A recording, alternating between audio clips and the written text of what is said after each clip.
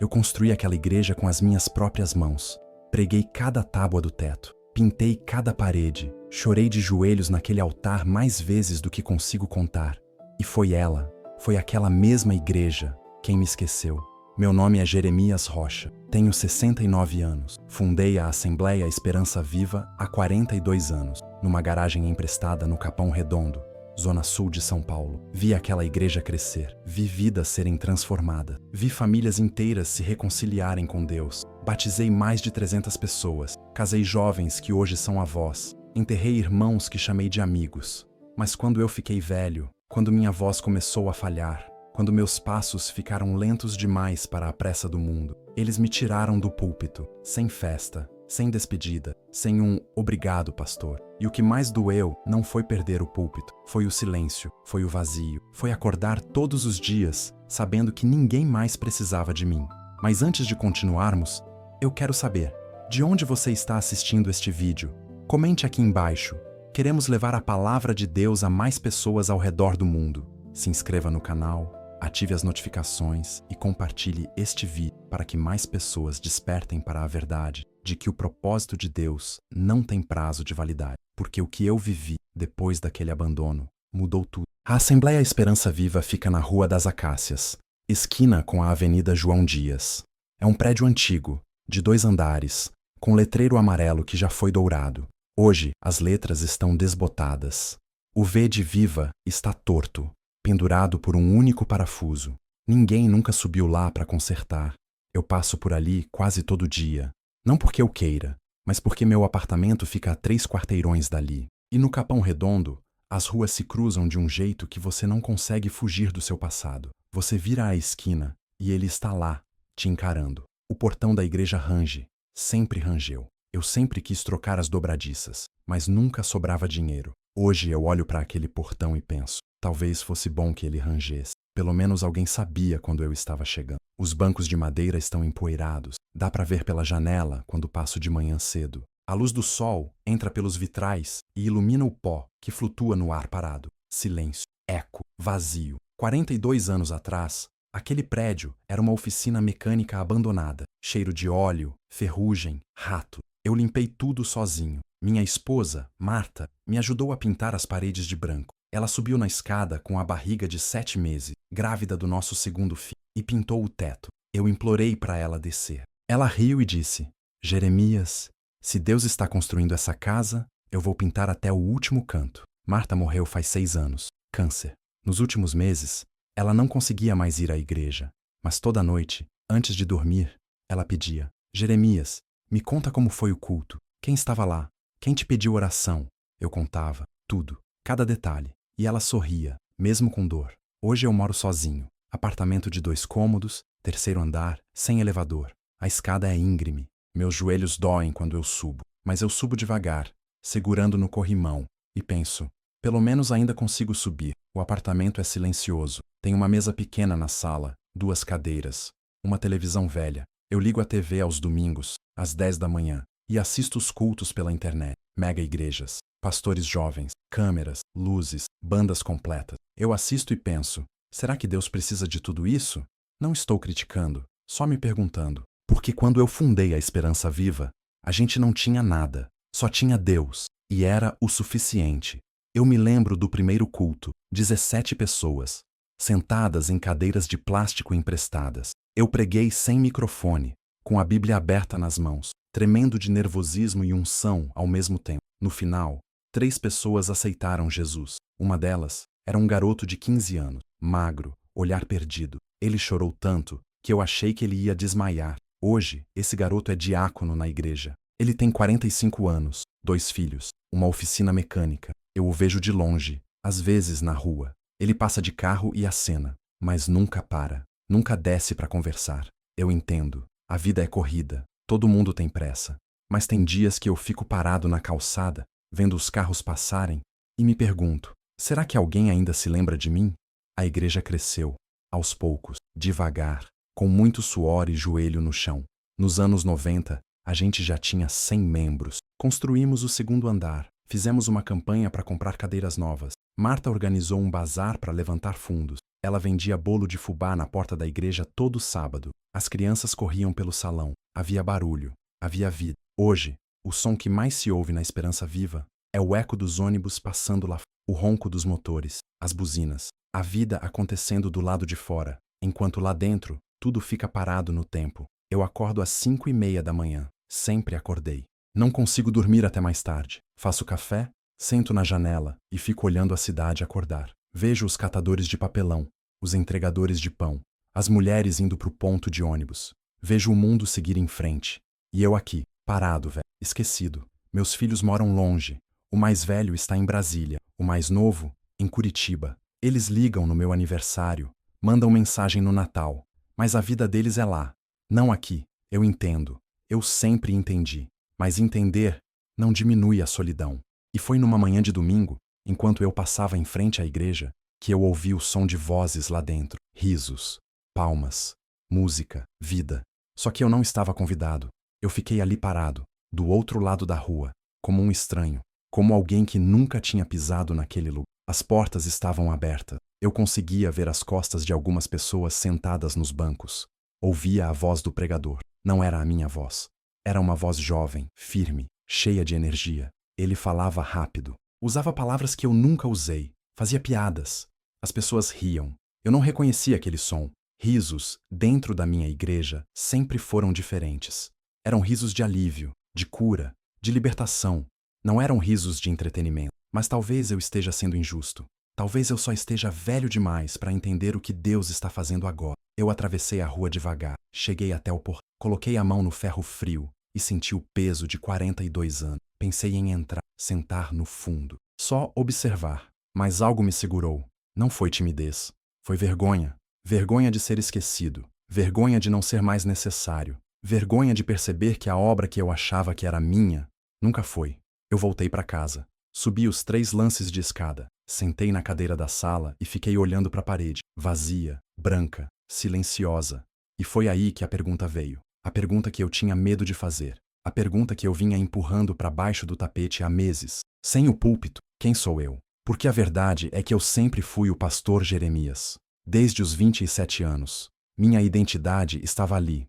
No título, na função, no palco. As pessoas me procuravam porque eu era o pastor. Me respeitavam porque eu estava no púlpito. Me ouviam porque eu tinha autoridade espiritual. Mas agora eu sou só o Jeremias, o velho Jeremias. O Jeremias que ninguém procura mais. O Jeremias que não recebe convites para pregar. O Jeremias que não é chamado para reuniões. O Jeremias que virou invisível. Eu comecei a duvidar de tudo, do meu chamado, da minha história, da minha fé. Será que eu realmente ouvi Deus naquela garagem, 42 anos atrás? Ou eu só inventei uma história bonita para justificar meu ego? Será que tudo que eu fiz foi por amor a Deus ou por amor ao aplauso? Essas perguntas me corroíam por dentro, como ferrugem, como cupim, silenciosas, destrutivas. Eu tentei orar, abri a Bíblia, mas as palavras pareciam mortas. Eu lia e não sentia nada. Era como ler bula de remédio, informação sem vida. Eu nunca tinha passado por isso. Eu sempre fui um homem de fé, um homem de oração. Um homem de joelhos dobrados e mãos levantadas.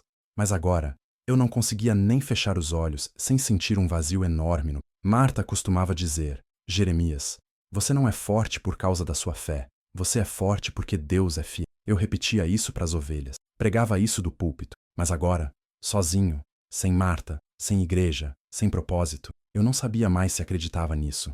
Os dias começaram a se arrastar. Eu acordava, tomava café, sentava na janela, assistia à cidade, almoçava sozinho, dormia, acordava de novo e tudo se repetia, sem sentido, sem direção, sem esperança.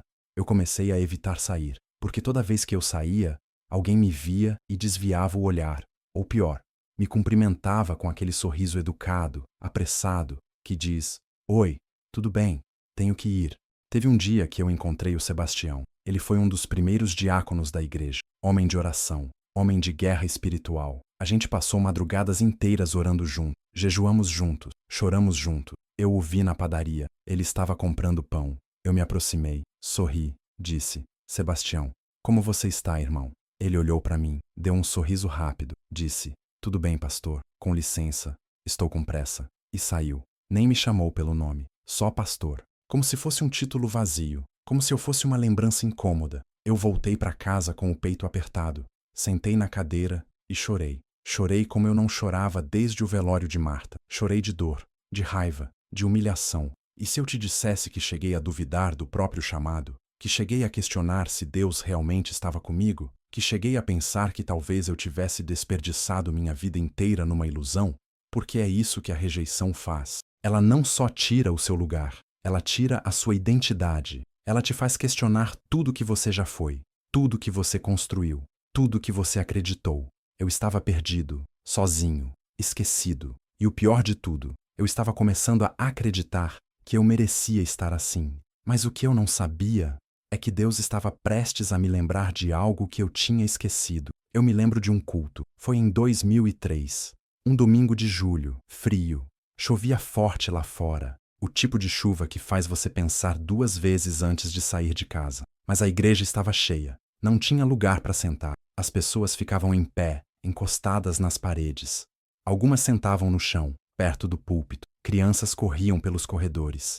Bebês choravam. E ninguém reclamava, porque ali, naquele barulho, naquela bagunça, tinha vida. Eu subi no púlpito naquele dia com uma pregação pronta. Tinha escrito tudo no caderno, versículos sublinhados, ilustrações preparadas. Mas quando eu abri a boca para falar, o Espírito Santo me parou. Eu fiquei em silêncio, olhando para aquelas pessoas, e eu vi as dores, vi as lutas, vi os rostos cansados, vi as mães solteiras segurando os filhos no colo, vi os homens desempregados tentando manter a cabeça erguida, vi os jovens com o olhar perdido, sem direção, sem esperança. E aí eu fechei o caderno, coloquei a mão no peito e falei o que Deus colocou no meu coração naquela hora. Eu disse: vocês vieram aqui hoje esperando uma palavra bonita, mas eu não tenho palavra bonita para dar. Eu só tenho o que Deus está me mostrando agora. Ele está dizendo que Ele vê vocês, que Ele sabe onde dói, que Ele não esqueceu de nenhum de vocês. E o choro começou, primeiro baixinho, depois alto, depois coletivo. A igreja inteira começou a chorar. Homens duros, que nunca choravam, estavam de joelhos. Mulheres levantavam as mãos e gritavam o nome de Jesus. Era um clamor, um gemido, um grito de alívio. Eu desci do púlpito. Não aguentei ficar lá em cima. Desci e comecei a orar pelas pessoas, uma por uma, impondo as mãos, chorando junto, sentindo a presença de Deus de um jeito tão real que parecia que o céu tinha descido naquela igreja velha, naquele bairro esquecido, naquele canto de São Paulo que ninguém olhava. O culto durou 4 horas. Ninguém foi embora, ninguém olhou para o relógio, porque ali, naquela tarde chuvosa, Deus estava presente. E quando Deus está presente, o tempo para. Depois do culto, as pessoas vieram me abraçar, me agradecer, dizer que aquela palavra tinha salvado a vida delas, tinha dado força para continuar, tinha acendido uma luz na escuridão. Eu voltei para casa naquele dia com o coração cheio. Marta estava me esperando. Ela fez sopa. A gente sentou na mesa e eu contei tudo, cada detalhe. Ela segurou minha mão e disse: Jeremias, você nasceu para isso. Deus te chamou para isso. Nunca esqueça. Eu nunca esqueci. Mas agora, sentado aqui nesse apartamento vazio, eu me pergunto: será que Deus ainda se lembra? Porque aqueles dias acabaram. Aquelas pessoas cresceram, mudaram, seguiram em frente. A igreja ficou maior, mais organizada, mais profissional. E eu fiquei velho, lento, desatualizado. Eu me lembro de outro culto. Foi no aniversário de 30 anos da igreja, 2015. A gente fez uma festa, bolo grande, balões, câmeras gravando. Eu preguei com o coração apertado, porque já sentia que algo estava mudando. Já sentia que eu estava sendo deixado para trás. No final do culto, me deram uma placa de agradecimento, com meu nome gravado. Pastor Jeremias Rocha, fundador, 30 anos de dedicação. Eu segurei aquela placa e sorri para as fotos, mas por dentro, eu sabia que aquilo era uma despedida disfarçada. Era um jeito educado de obrigado, mas agora é a nossa vez. E eu estava assim, porque 3 anos depois, eles me tiraram do púlpito. Mas tudo isso acabou numa reunião de 20 minutos, sem dó, sem memória, sem coração. Foi numa quinta-feira, dia 19 de abril de 2018, às 3 horas da tarde. Eu me lembro da data, me lembro da hora, me lembro do cheiro de café velho que tinha na salinha dos fundos da igreja. Me chamaram para uma reunião, disseram que era urgente, que precisavam conversar comigo. Eu não desconfiei de nada. Achei que era sobre a programação de Páscoa ou sobre algum problema administrativo. Eu sempre resolvia os problemas. Quando eu entrei na sala, tinha 5 pessoas sentadas: o tesoureiro, o secretário, 2 diáconos e um homem que eu não conhecia. Um homem jovem, de terno, cabelo gel, pasta de couro. Ele sorriu quando me viu. Um sorriso educado, profissional, falso. Eu sentei. Ninguém me ofereceu café. Ninguém perguntou como eu estava. Só silêncio. Aquele tipo de silêncio que você sente no estômago antes de um soco. O tesoureiro pigarreou. Abriu uma pasta. Tirou uns papéis. E começou a falar, com voz neutra, como se estivesse lendo o relatório de banco. Ele disse: Pastor Jeremias, a diretoria se reuniu e chegou à conclusão de que a igreja precisa de uma nova direção. Nós amamos o Senhor, respeitamos tudo que o Senhor fez, mas o mundo mudou. A igreja precisa se modernizar. Precisamos de alguém mais jovem, mais conectado, mais preparado para lidar com as demandas atuais. Eu fiquei olhando para ele, tentando processar, tentando entender. Ele continuou. Nós já encontramos um substituto, o pastor Rodrigo. Ele apontou para o homem de... Ele tem mestrado em teologia, experiência em gestão de igrejas, conhecimento em marketing digital. Ele vai nos ajudar a crescer. O pastor Rodrigo sorriu de novo, estendeu a mão para... Eu não apertei. Eu só olhei para aquela mão estendida e pensei, você quer que eu aperte a mão do homem que vai tomar o meu lugar? Eu olhei para os diáconos, homens que eu discipulei, homens que eu consolei em momentos de crise, homens que eu visitei no hospital, que eu orei pela família, que eu enterrei os pais. E eles não olharam para mim, ficaram olhando para o chão, como covardes, como Judas depois do beijo. Eu perguntei, com a voz tremendo, e eu? O que acontece comigo? O tesoureiro respondeu, o senhor continua como membro, pode participar dos cultos normalmente, mas a liderança agora é do pastor Rodrigo. É uma transição necessária. Transição. Essa foi a palavra que ele usou, como se fosse algo natural. Como se não estivesse arrancando minha alma pela raiz. Eu perguntei, vocês vão fazer uma despedida? Um culto de gratidão? Algo para marcar esses 42 anos? Silêncio. Até que o secretário disse, sem olhar para mim, achamos melhor não fazer nada muito formal, para não criar constrangimento. Constrangimento. Eles estavam me descartando, e tinham medo de que isso causasse constrangimento. Eu senti meu peito apertar, senti a sala girar, senti vontade de gritar, de socar a mesa, de perguntar como eles tinham coragem de fazer isso. Mas eu não fiz nada, porque homens de Deus não gritam, homens de Deus não reagem, homens de Deus engolem a dor e agradecem pela oportunidade de sofrer. Pelo menos era isso que eu sempre preguei. Eu me levantei, peguei minha Bíblia velha que estava na cadeira ao lado e saí daquela sala sem dizer uma palavra, sem olhar para trás, sem despedida. Eu desci as escadas da igreja, passei pelo corredor, passei pelo púlpito, encostei a mão na madeira gasta e senti o peso de 42 anos. 42 anos de pregações, de lágrimas, de joelhos dobrados, de noites em claro, de sacrifício.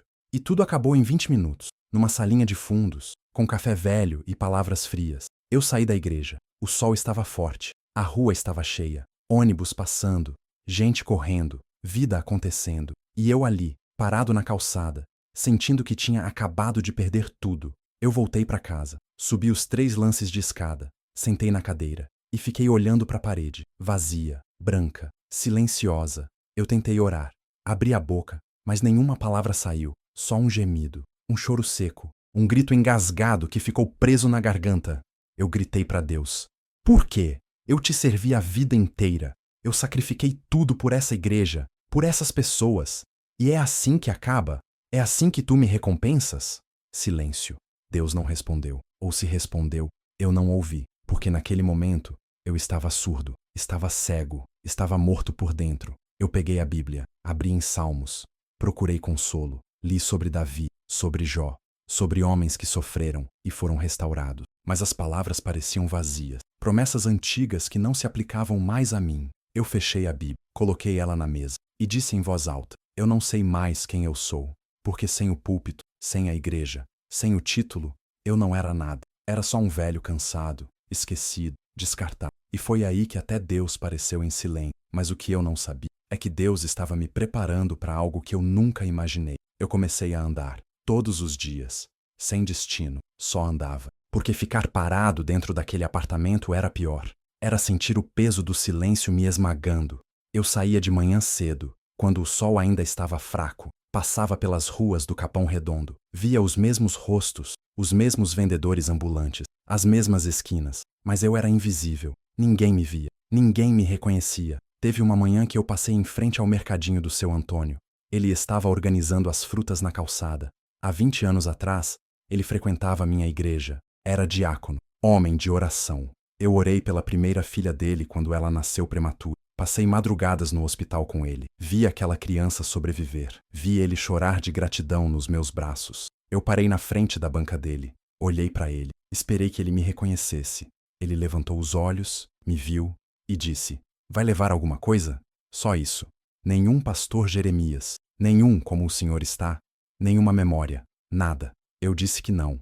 E segui andando, com o coração pesado, com a sensação de que eu tinha virado um fantasma. Outra vez, eu estava sentado no ponto de ônibus, só descansando as pernas. Uma mulher sentou ao meu lado. Ela tinha uns 50 anos, rosto cansado, sacola de feira pesada no colo. Ela olhou para mim e disse: "O senhor é crente?" Eu demorei para responder, porque eu não sabia mais. Eu era crente? Ou eu era só alguém que tinha sido crente um dia? Eu disse: "Já fui." Ela sorriu, triste, e disse: "Eu também. Mas Deus me esqueceu." Eu olhei para ela e vi meu reflexo. Vi a mesma dor, o mesmo abandono, a mesma solidão. Eu quis dizer alguma coisa, quis citar um versículo, quis orar por ela, mas as palavras não saíram, porque como eu podia consolar alguém se eu mesmo estava quebrado? O ônibus dela chegou. Ela se levantou, pegou a sacola e foi embora. E eu fiquei ali, sentado, olhando o asfalto, pensando: será que Deus realmente esquece? Eu andava tanto que meus pés começaram a doer. Meus joelhos inchavam, mas eu não parava, porque andar era melhor do que pensar. Andar era melhor do que sentir. Eu passava em frente à igreja quase todo dia, sempre do outro lado da rua. Nunca entrava, só olhava, via o movimento, via as pessoas chegando, via o pastor Rodrigo, sempre de terno, sempre sorrindo, sempre cercado de gente. Um dia, ele me viu, acenou de longe, aquele aceno educado, protocolar, e depois entrou na igreja, sem vir falar comigo, sem atravessar a rua, sem perguntar como eu estava. Eu percebi que eu tinha virado um constrangimento, uma lembrança incômoda, um passado que era melhor esquecer. E o pior de tudo, eu comecei a acreditar nisso. Comecei a acreditar que eu era mesmo um estorvo, que minha época tinha passado, que eu não tinha mais nada a oferecer. Teve uma tarde que eu sentei num banco da praça, fiquei olhando as crianças brincarem, os pais conversando, a vida acontecendo. E eu pensei: o que eu estou fazendo aqui? Por que eu ainda estou vivo? Não era pensamento suicida. Era só cansaço. Cansaço de existir sem propósito. Cansaço de respirar sem motivo. Cansaço de acordar todo dia, sabendo que ninguém precisava de mim. Eu fechei os olhos e sussurrei uma oração. A primeira oração honesta que eu fiz em meses. Deus, se ainda há algo para mim nessa terra, mostra, porque eu não aguento mais viver assim. Eu não aguento mais ser invisível. Eu não aguento mais ser esquecido. Eu abri os olhos e não aconteceu nada. Nenhuma voz, nenhum sinal. Só o barulho da cidade. Só o vento frio batendo no meu rosto. Eu me levantei, voltei para casa, subi as escadas devagar, entrei no apartamento e decidi que no dia seguinte eu ia ao mercado, ia comprar as coisas da semana, ia tentar viver mais um dia, porque era isso que sobrava, viver mais um dia, sem saber para quê, sem saber por quê, só viver. Até que um dia, na fila do mercado, tudo mudou. Eu estava na fila do caixa, com 3 sacolas de compras: arroz, feijão, café, pão, o básico, o suficiente para mais uma semana de solidão. A fila estava lenta. Tinha uma senhora na minha frente, cabelos brancos, costas curvadas, mãos tremendo enquanto procurava o dinheiro na bolsa. Ela demorava. A moça do caixa suspirava, impaciente. As pessoas atrás de mim resmungavam, mas eu não estava com pressa. Para quê? Para voltar para casa vazia? Para sentar na cadeira e olhar para a parede? A senhora finalmente pagou. Pegou as sacolas com dificuldade, virou-se para sair, e foi aí que nossos olhos se encontraram. Ela parou, me olhou fixo, franziu a testa e disse, com voz fraca: "Pastor Jeremias?" Eu gelei. Fazia tanto tempo que alguém me chamava assim. Tanto tempo que alguém me reconhecia. Eu olhei para ela, tentei lembrar. O rosto era familiar, mas distante, como uma foto antiga, desbotada. Ela sorriu, um sorriso cansado, e disse: "A senhora não se lembra de mim. Eu sou a Dona Teresa. A senhora orou por mim há muitos anos, quando meu marido estava doente, câncer. O senhor foi lá em casa, na Vila das Belezas, orou por ele, ungiu ele com óleo, ficou até tarde conversando com a gente. Aí eu me lembrei, Dona Teresa, seu Osvaldo, um casal humilde, igreja pequena, fé grande. Ele tinha câncer no pulmão, Os médicos tinham desenganado. Eu fui visitá-los. Orei. Chorei com ele. Pedi para Deus dar mais tempo. Eu perguntei com a voz embargada: "E seu Osvaldo? Como ele está?" Ela baixou os olhos. Balançou a cabeça. "Ele partiu. Faz 7 anos." Eu senti um aperto no peito. "Sinto muito, Dona Teresa." Ela levantou a mão. Tocou meu braço. "Não precisa. O senhor não sabe o quanto aquela oração significou. O senhor deu paz para ele. Deu paz para mim. Ele morreu tranquilo, sem medo, porque o senhor mostrou pra gente que Deus estava ali." Eu não sabia o que dizer. Fazia tanto tempo que eu não ouvia palavras assim. Palavras de reconhecimento, de gratidão, de memória. A moça do caixa tossiu, impaciente. A fila estava grande, mas Dona Teresa não se mexeu. Ela segurou meu braço com mais força e disse: "Pastor, o senhor pode orar por mim? Agora, aqui mesmo." Eu olhei ao redor, o mercado cheio, pessoas na fila, olhares curiosos. E eu pensei: eu não posso fazer isso. Eu não sou mais pastor. Eu não tenho mais autoridade. Eu não tenho mais unção. Mas Dona Teresa estava me olhando com aqueles olhos cansados, cheios de dor, cheios de esperança. E eu não consegui dizer não. Eu coloquei minha mão na cabeça dela, ali mesmo, no meio do mercado, com gente olhando, com a fila parada, e eu comecei a orar. No começo, as palavras saíram fracas, trêmulas, sem convicção. Mas conforme eu falava, algo aconteceu. Algo que eu não sentia há meses. Uma quentura no peito, um arrepio na espinha, uma força que não era minha. Eu orei pela saúde, pela solidão dela, pelo luto dela. Pedi para Deus consolar o coração dela, para dar paz, para dar propósito, para lembrar ela de que não estava sozinha. E enquanto eu orava, eu percebi, eu estava orando por mim também. Cada palavra que eu falava para ela, Deus estava falando para mim. Dona Teresa começou a chorar, baixinho, segurando minha mão. E eu também chorei. Ali, no meio do mercado, no meio da fila, no meio da minha crise, eu chorei. Quando eu terminei a oração, ela me abraçou, forte, apertado, e disse no meu ouvido: "Obrigada, pastor. O senhor não sabe o quanto eu precisava disso. O senhor salvou minha vida hoje." Eu salvei a vida dela? Eu que estava pensando em desistir. Eu que não sabia mais para que servir. Eu que achava que Deus tinha me esquecido. Ela pegou as sacolas e saiu. Eu fiquei ali, parado, tremendo. As pessoas na fila olhavam para mim. Algumas com curiosidade, outras com respeito. Uma senhora no fundo disse baixinho: "Amém." Eu paguei minhas compras, saí do mercado, sentei num banco na calçada e fiquei ali, segurando as sacolas, olhando para o céu. E foi aí que eu ouvi, não com os ouvidos, mas com o coração, uma voz suave, firme, amorosa: "Jeremias, você nunca perdeu o seu chamado. Você só perdeu o palco. Mas eu nunca te chamei para o palco. Eu te chamei para servir. E serviço não precisa de púlpito. Serviço precisa de presença." Eu chorei. Chorei de alívio. Chorei de arrependimento. Chorei de gratidão. Porque eu tinha passado meses achando que sem a igreja, sem o título, sem o púlpito, eu não era nada. Mas Deus estava me mostrando que o ministério nunca foi sobre estar no alto. Foi sempre sobre estar presente. Foi sempre sobre ver a dor do outro. Foi sempre sobre estender a mão. Foi sempre sobre orar. Mesmo quando você está quebrado, eu levantei, peguei as sacolas e voltei para casa. Mas dessa vez, eu subi as escadas com o coração diferente. Não curado, mas esperançoso.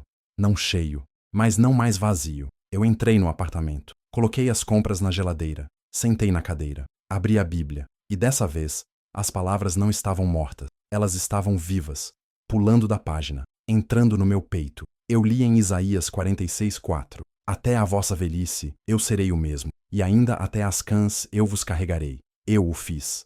Eu vos levarei, eu vos sustentarei e vos guardarei." E eu entendi. Deus não me tinha esquecido. Deus não me tinha descartado. Deus estava me carregando, mesmo quando eu não sentia, mesmo quando eu duvidava, mesmo quando eu achava que estava sozinho. Mas a lição foi ainda mais profunda do que eu imaginava. Eu aprendi algo naquele dia, algo que eu deveria ter aprendido há muito tempo, algo que eu preguei a vida inteira, mas nunca tinha vivido de verdade. O chamado de Deus não depende de plateia, não depende de microfone, não depende de reconhecimento. O chamado de Deus depende de obediência, de presença, de disponibilidade. Eu passei 42 anos achando que meu ministério era o púlpito, mas o púlpito era só um instrumento. O ministério sempre foi o coração, sempre foi a compaixão, sempre foi ver o outro, estender a mão, orar, servir. E eu podia fazer isso no mercado, na fila do ônibus, na praça. na calçada. Não precisava de título,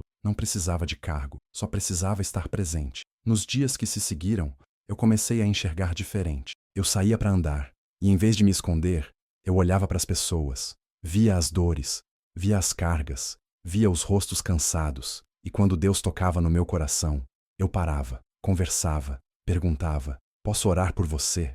Alguns estranhavam, outros recusavam, mas muitos aceitavam. E toda vez que eu orava, eu sentia a presença de Deus. Não como nos cultos antigos, com multidão e aplausos, mas de um jeito íntimo, pessoal, profundo. Eu orei por uma mãe no ponto de ônibus. Ela tinha acabado de perder o emprego, chorava escondida atrás da bolsa. Eu coloquei a mão no ombro dela e pedi para Deus abrir portas. Ela me agradeceu chorando, disse que estava pensando em desistir de tudo, disse que aquela oração tinha salvado a vida dela. Eu orei por um jovem na padaria. Ele tinha perdido o pai há poucos dias. Estava perdido, sem direção. Eu falei com ele sobre luto, sobre dor, sobre esperança.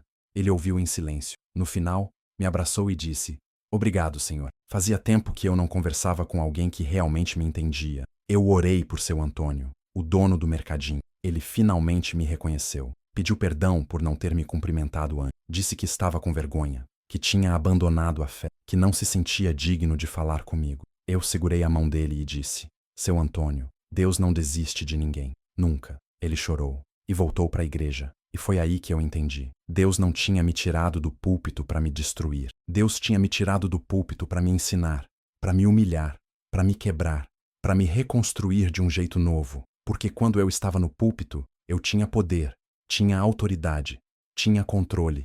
As pessoas me ouviam porque eu era o pastor. Mas agora, sem título, sem cargo, sem palco, as pessoas me ouviam porque eu era verdadeiro, porque eu conhecia a dor, porque eu tinha passado pelo vale, porque eu não estava pregando de cima para baixo, eu estava caminhando ao lado. E isso era ministério de verdade. Eu voltei a ler a Bíblia com fome, com sede, com paixão. Eu relia os Salmos e via Davi caído, quebrado, abandonado, mas ainda clamando a Deus. Eu relia Jó e via um homem que perdeu tudo, mas não perdeu a fé.